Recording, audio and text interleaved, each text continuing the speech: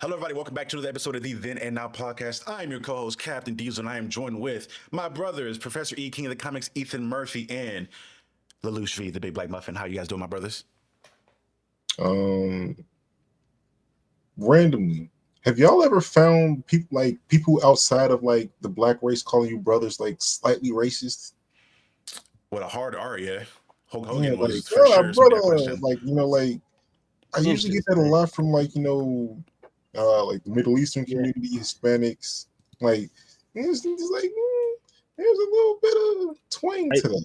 There's a little I bit of twang feel, to it's you can tell the intent. You said a hard R. If the intent is come on, my brother, it's like all right, come out. I But feel like I but never we get. definitely all have. Like, I mean, we've all heard young girls be like, "Well, come on, bro." Like it's not even to us, like to anybody. So it's kind of like they're not even trying to be ironic. They're just saying like it's a thing now. So it's a different situation. like Yeah.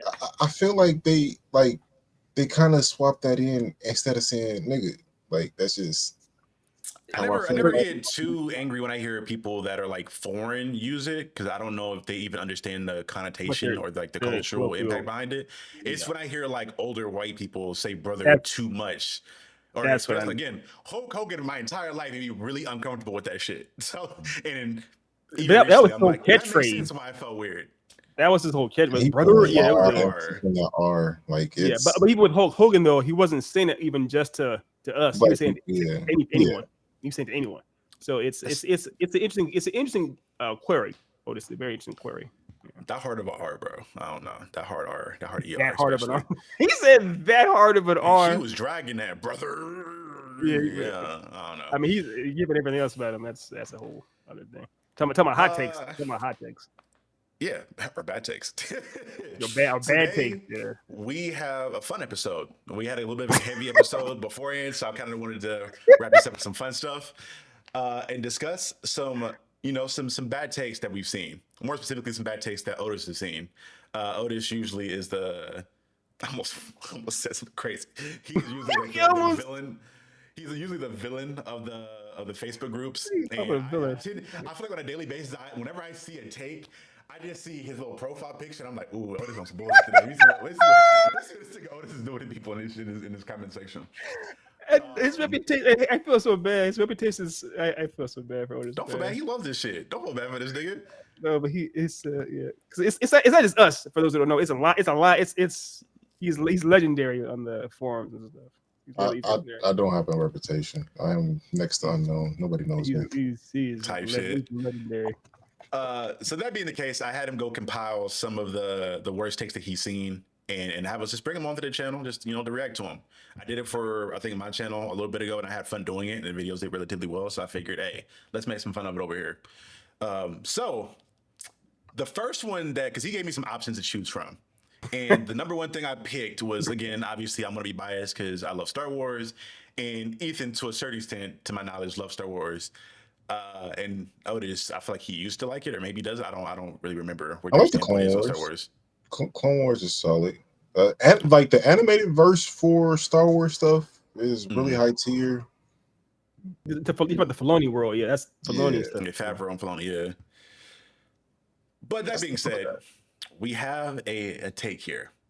And this take, for people that are seeing it, is she is so wonderful. And for people that may be only listening to this through audio, there's a picture of Rey Skywalker or Rey Palpatine. I can't remember which one they decided to go with. No, it's literally Rey Skywalker. This is actually the moment when she goes back and she gets buries the lightsaber and she says, okay. I am Rey Skywalker. That's Yeah. This guy is essentially just a lover of Rey as a whole.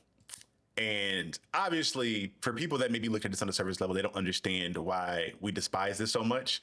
And honestly, this is a fun thing because we very rarely don't ever have a thing that we all just genuinely despise we could talk about. It's usually a bit of devil's advocate from one of us, but I'm pretty sure we all unanimously hate this character and hate these movies for the most part. I think for different reasons, but for the most part, we dislike these movies. The movies are ass. The thing about it is, I don't have any grievance against Daisy Ridley at all. No, actors, no beef with actors. Yeah, no beef at all with her. Even the first episode 7. I was like, this is a fun ride. My beef is specifically with her character, what her character became, and how they handled her character in the last, especially in this part here, as Rey, because it makes no sense. She That's just my beef. The whole randomly Rey Skywalker. self-identified as a Skywalker. Like no prior Like, lead up to it. Just like, yeah. I'm Skywalker. You imagine you're at your family reunion and somebody just randomly pulls up like, "Hey, nigga, I'm a Murphy now. What's up, y'all? What's up, cousin? Who is you? No. What? No. Oh, even worse than that, it's like a man. He's like somebody that we literally tried to kill because of our own personal reasons, and like, I'm one of you now. So no, you're not. No, the last person in the bloodline of us, from her perspective, was actually Kylo Ren. Remember, he is. He was the last Skywalker. He's Leia's son, right? And also he's Luke's nephew. Okay. And in that it's terrible. It's atrocious. It's atrocious. By the way, why bother having her be revealed to be a Palpatine if that name means nothing to her? Now, this goes into my biggest gripe with these particular movies, and this is where a lot of my selective rage comes from. And it has a bit to do with the people that were in charge of decisions for the movies, but the biggest gripe goes to a selective group of Star Wars fans. Because this franchise could have been at bare minimum okay if fans outraged didn't change their ideas and plans for these movies. Because there are so many instances of plans and ideas that were set up for this 3-movie trilogy that were changed because in between the film, fans were outraged about certain shit. Biggest one, obviously, was the way they did Rose, because that was just fucking tragic. The fact that you introduce this character, you make her a significant part of the team, and make her a love interest for Finn, just to then people hate her because they find out she's a trans woman. So now she's literally getting less lines than the dead woman in the next movie. The woman that's not alive on this earth has more lines than you do. And more screen time than you do. Yeah, I think the bigger thing with Rose was in the actual episode 8, people didn't like her. I mean, there's the politics outside of the movie, but people didn't like her so much in the movie too, and they heard that backlash of her just being unlikable as a character that they decided to pretty much give her nothing to do in the next film. And what's sad is that person in real life in this community, because she's a big part of the UCB, the improv comedy world out here. So I don't know her personally, but I know a lot of her friends and everything else like that. And she was literally like, her world got shattered because of that movie, man. So it's, yeah. And what's crazy is that we've seen this before. This was Hayden Christensen in the early 2000s with the prequels. This nigga legit just like left Hollywood and was like, you know what? This is a lot of heat. I mentally can't take this. I'm done. And I don't know. He's a different special type of person because he had the bravery to come back. Because if a role like this destroyed me like that, I would never even think about the Star Wars universe. But he decided to come back and reprise his role as a character, and then people love him now. Now, I think part of the love was probably from newer fans that weren't, 40-year-old men in a basement when those movies came out. I think there's a lot more people that grew up watching those films that had a lot more love for his character and those movies in general. But I think that shows a fickleness of you never know what's going to be, how a movie's going to be perceived later on in life. So if you have a plan, a written out structure of how you want to tell your story the way you intended on telling it. Don't change your shit midway through, especially with somebody like Rey, I guess, to get back on topic with her, where you give her this whole arc. And it seemed like your story you were trying to tell with her initially was that you don't have to be special to be the chosen one. You don't have to come from this royal bloodline. You don't have to have all this plot armor. You can just be a great person in general and be the main character. Only for like the next movie to turn around and say, she's not only a special character, she is related to the most evil person in this entire fucking universe up until this point. Then it's like, oh, well, she's not related to him. She's related to the main character's family. Like the first family of Star Wars, she's not related to, well, not related, but she's now feels like she's related to them. It's just, I don't know, man. It's just like literally, it's that whole idea of like subs and payoffs, and you like set this shit up and then like turned it around and tried to start it. I don't know, man. It was a mess. I mean, well, how about how they set up John Boyega to be a Jedi and then didn't? We know what that is, though. He got shafted too. They all got shafted. His story that was blackbait. Well, I feel like John Boyega definitely, because he's of course talked about it before, but his character Finn, he had the most interesting setup out of all of them. As far as he was the best character in that movie in the 70s. Yeah, but the idea that he literally was a child soldier, more or less, because he's reared to be a soldier from being from a child, and he's like, "This is terrible. This is corrupt. I don't want to be part of this. I don't want to be a murderer." And then literally they do nothing at all with it, regardless of the whole being a Jedi or not. This is nothing is done with the character at all. It's a travesty, man. It's a mess. And then for Rey, how much more impactful would it have been for her to literally, even in the same movie, even if everything else was the exact same, right? If at the very end, because the reason she says my name is Rey Skywalker is because someone asked her randomly. If she had just simply said my name is Rey, just Rey. But okay, cool. I will give you at least 1 point because you're saying I'm not Palpatine, I'm not Skywalker, I'm just me. I am myself. I said, okay, I'll give you that. But no, they couldn't do that either. I think the Boyega stuff angers me even more. But honestly, I think a lot of that shit's rooted in racism, just going off of like looking at the posters that they had in like China and other countries where they like, if you look at the posters in America from those movies where Boyega is very prominent in the film, and then you look at the overseas posters where he's like minimized, where they just take the black face and try to move him to the back. Like, don't pay attention to him. He's not really part of this shit. And then you go from alluding to him being a Jedi possibly because he's for whatever reason able to pick a lightsaber up and beat and kill people with it and handle it relatively well, which is something that again kind of goes against the lore, but doesn't, depending on what you're looking at. In the trailer, it was clickbait. In the trailer, you see him standing with a lightsaber in Episode 7, more or less against Kylo Ren, and then he gets mollywopped immediately. It's clickbait. Yeah. It was in that particular trailer, they knew already that he was a Jedi. Blackbait. I'm not gonna hold you when I look at shit like that. Where how do we get black people in seats to come see this thing? We'll give them a black character and make it seem like he's gonna do something very special, only to get in there and be like, "Psych, gotcha, nigga." He's not gonna do shit at all. He's just here. He's Lando Calrissian. He's just here. We'll have him do like one little thing, and then you'll love him. Black people, you'll love him. You'll find. I mean, at least Lando in the original trilogy, Lando did do something. Lando did matter. Lando actually was a character. He had a personality. He was fun. He was engaging. He did nothing in Episode 9. He was terrible. Oh, even with Sam Jackson and Mace Windu, I feel like that was a thing where like that nigga was around for 3 whole movies and talked about being this big Supreme Jedi who's just to get into like the lore for Mace Windu. He is supposed to be underneath Yoda, the strongest person pretty much in the universe at that point as far as Force users go. It's Yoda in the council, at least, definitely, and him. And the only reason Count Dooku was ever really an issue is because he was just the greatest saber duelist. But it's very apparent that it's Yoda and then Mace Windu right here behind him. And he had, granted, I guess I'll give some grace here because I guess that was part of the whole thing of like him beating Palpatine essentially in a one-on-one, and Anakin being the chosen one fucking him up when he's caught off guard. But the fact that we had 3 movies and the only moment you're giving him is this final moment where he's just getting knocked off. I'm just like, he cut off Jango Fett's head. Jango Fett. I mean, that's how long was that? I didn't give that a lot of grade. I felt like a handicap match in general to me.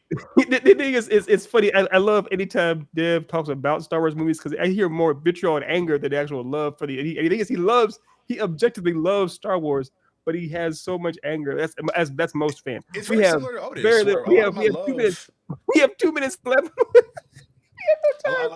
And similar to Otis, like a lot of my love for this franchise comes from the expanded universe, from the animated series to the video game and the novel, like the books, the novels that honestly they just stole for. Yeah, it's better.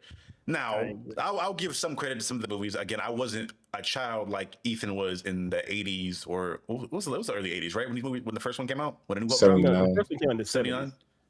It was like 79, 80, same shit to me. It's like one year in difference, but I wasn't a child then, so the movies weren't groundbreaking. They weren't groundbreaking at that point to me. No, so I mean, I didn't. You gotta remember, I didn't. We had a time. Always have to leave literally right now. But I still appreciate the storytelling of the Star Wars, the original Star Wars film. I was around. I was 19. I think in high school and college when the prequels came out, and the overwhelming. That wasn't just me. People that were my age were like, these movies are bad. And it wasn't subjective. We're like, what is going on here? Why is acting so terrible? Why does the story make no sense? Why is it also wooden? And then years and years later, another generation is like, oh, we actually like this. More power to you. I give it to you. That's fine. Do your thing. But it is a literal generational thing. And that's fine. So my generation, of course, loved the originals.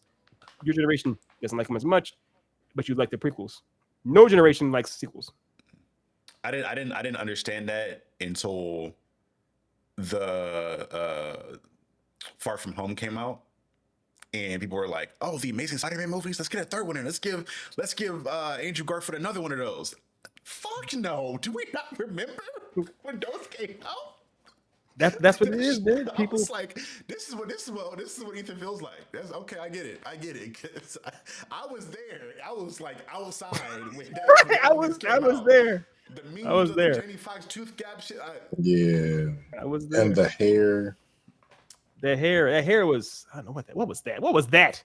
And I saw so many people were like, "Yeah, let's get another one. Give him another one." It was misunderstood. No, they were not. No, they were not. This was not Spider-Man. No, but it's people that have that overwhelming love for Andrew Garfield. Cool, do your thing. But those movies were not. That second movie was just unwatchable. It's unwatchable. Yeah, it's deplorably bad. But I feel the same way about like 90% of the Star Wars movies. Like Empire Strikes Back is a great movie objectively, but the rest of them, I mean, Rogue One is a solid movie. Rogue One's great. Rogue One a lot. I think Revenge of the Sith is solid. If we're talking about prequel, I think Revenge of the Sith is okay. Revenge of the Sith is a solid movie too. More so conceptually than executionally, in my opinion. Yeah. But it's a solid movie. But the rest of them are actually painful to watch. Like it actually hurts me to try to sit through. I think what it is there are definitely parts. Like for example, episode 4, the beginning and the kind of the effects is very dated, but the actual the trench run is objectively engaging storytelling and it's well made, especially from the 70s. The whole trench run on the Death Star, that's amazing. That's just well done. Episode 6, The Return of the Jedi, there's a lot of stuff happening there, a lot of weirdness. I get you. But the actual drama between the father and son, Luke and Vader, in the end, in how they're both aura clashing, that is objectively compelling stuff. There's a lot of other weirdness. I get you that, but it's like this. So they have good moments, really good moments throughout. I agree that the whole battle spiritually and physically between young Obi-Wan and Anakin in episode 3 is compelling. There's no way around it. The part where Padme is like, Anakin, you're killing me, or what she say, you're breaking my heart. Order 66 on, it's all heat. No pun intended. So there's actually a lot of really compelling moments. Let's be honest, the Darth Maul fight. I think every movie has a moment. Has a moment. There's definitely a moment. There's always a moment. Yeah, Darth Maul fight is still the best thing I've ever seen. Yeah, absolutely. The music, the duel of the fates is like an iconic sound, like music original score. Let's keep it above. Williams. I think we need to have an episode at some point going through like the greatest composers in regards to movie scores of all time, because we have people that are ghosts, and then we have some of the new people like Ludwig that does all the stuff with Ryan with Coogler. That's Coogler's guy exclusively. Like he does all Coogler stuff, and he has some like stuff that will be iconic and legendary as time goes on in regards to some of his scores for stuff, but.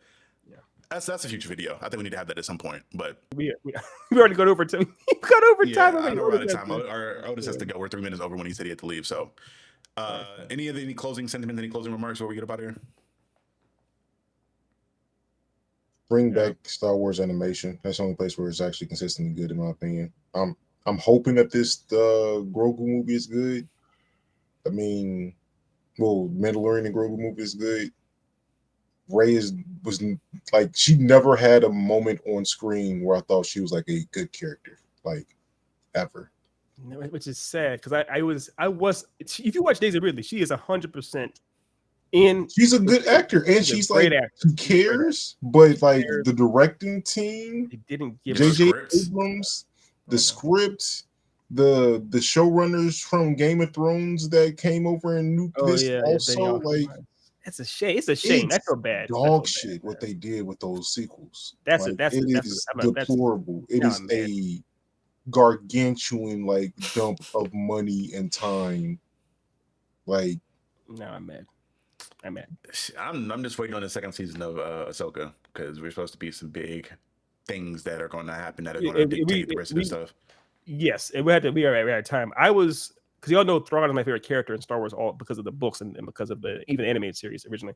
So I felt like they made him like a little too stupid. I was like, what's going on? So we wouldn't have time to get into that either. But I hope they try to redeem him somewhat. I don't know. I hope they try to redeem us. Like, I don't love how they did Ahsoka in that series. Like, I don't either. I thought Rosario Dawson, like in her speaking portions, was well done. Outside of that, it was alright. It was alright. We had to get this again. I'm sorry. I'm sorry. I mean, we can't. That's the problem. When we get together, we can't stop talking. We apologize. Yeah. So it's been another episode of the In Our Podcast. Let us know how you guys feel about this episode in the description below or the comment section below. And again, if you guys are interested in anything we have to say, please look into our platform that you can find us in the description below. And there's this new hype thing going around YouTube, so it's free. So let's give us a little hype if you feel as so inclined. But again, this has been another episode of the Then and Now Podcast. And we'll see you guys next time. Peace. I've not seen J.J. Abrams do anything since Star Wars. Unless he's done some TV show shit or like. I think he did, man. I don't know. You saying it got blacklisted?